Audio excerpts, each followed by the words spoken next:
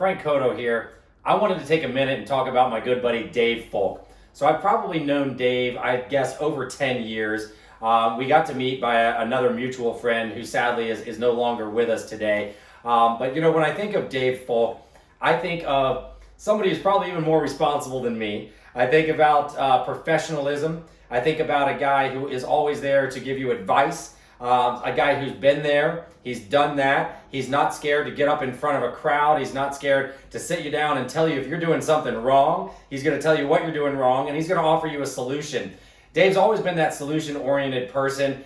He's a guy that, even as a business owner, somebody who's owned his business for over 20 years, I would still go to lunch with Dave and consult with Dave, and I would still value his opinion. You know, I was trying to think the other day about a story of something Dave and I have done together, experienced together. And I think back to the person who introduced us. They used to run these giant meetings with hundreds of realtors in the room. And I was always one of the guest speakers, and Dave would come in and do speaking. And one day we showed up, and the guy who was running the meeting in front of everyone, who put it all together, he just was not right that day. It just was a really bad day for him.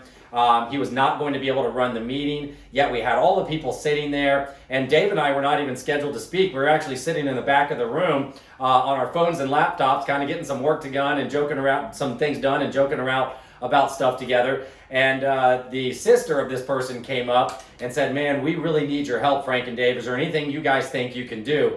And we looked at each other and we basically slapped five and said, "We got this covered." And Dave and I got up there and we ran an entire event together without any scheduling, any preparation, anything. So Dave is the guy that I know I can trust, that I can turn to even as a business owner, even if he's not in my business. He's also a guy that I know will be there for me, and he'll stand up for others just like he did that day for our mutual friend. And he's somebody that I'll always trust and always cherish our friendship.